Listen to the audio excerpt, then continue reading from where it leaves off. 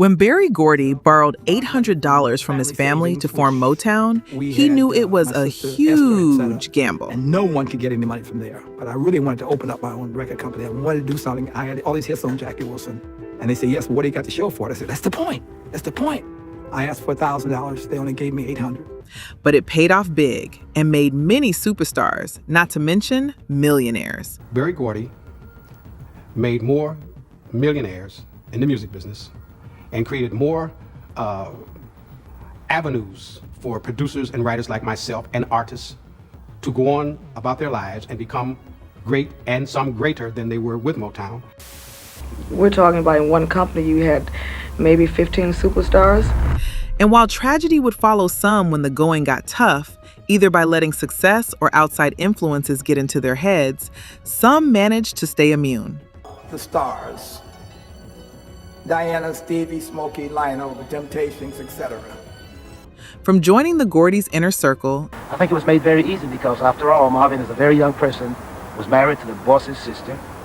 That's got to make it easier. to making yourself irreplaceable. Stevie Wonder was one of the writers before he actually got on record, and he was in the writing staff. He could do anything. To avoiding the politics. And I've been quoted as saying I was glad that Dinah left. I'd like to clarify that. I said that because what I said was I was very happy when, yes, she did leave, because it actually freed her up to do the things she wanted to do. To even playing Shady. And so she rushed to Berry Gordy and said, I'd like to record that song. My producer said to me, Jimmy, Diana wants to do that song, and if she comes out better than you, your version won't get out. And we have been instructed by Mr. Gordy to produce her on the song. This is how some of Motown stars' success stories managed to perfect the art of protecting themselves in an era filled with tragedy.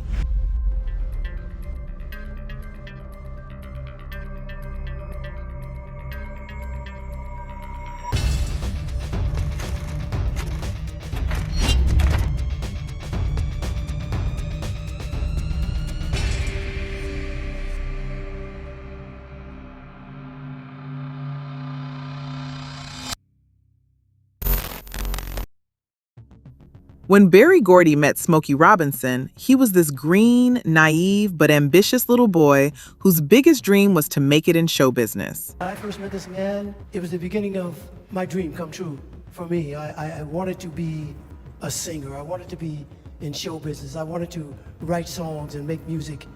Gordy, on the other hand, was this frustrated 29-year-old songwriter trying to make something out of his life.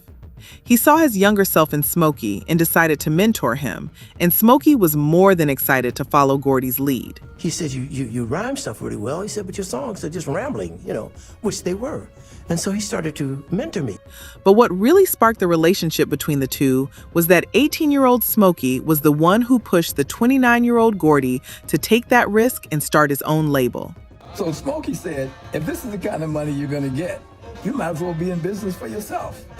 So shortly after that, he started Motown. And because of this, when Motown got big, Gordy finally took the back seat and let Smokey run the show, producing hits for Mary Wells, The Temptations, and others, knowing very well that he had gained a true friend, an ally, and a blood brother.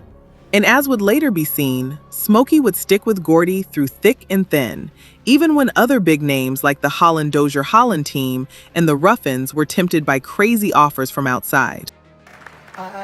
I'm so proud to call you my best friend. That is one of the proudest things in my life.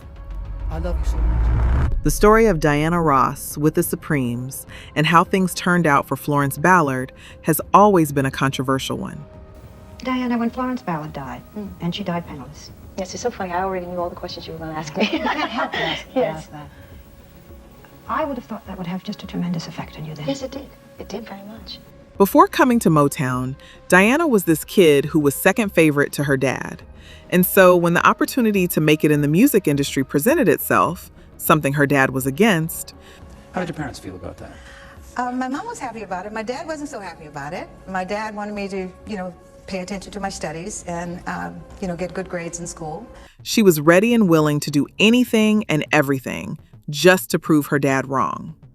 Florence might have been the one who formed the group, but it was Diana who secured their audition at Motown through her childhood friend Smokey. try to get Smokey Robinson to listen to my group at that time to see if we could record at Motown. She would even offer to be Berry's secretary at one point, and later go on to become his lover. I got a job working for Berry Gordy as his secretary. What does that look mean? Because I can't type or anything. Diana and Berry were dating long before that. I mean, they were dating for several years and traveling on the road.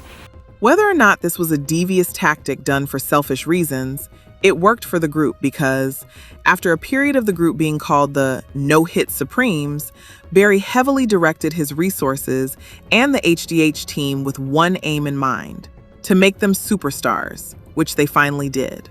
It actually worked to our advantage, you see, because having one of your group date the boss, I mean, you get that many more privileges. So, I mean, it really was good for us.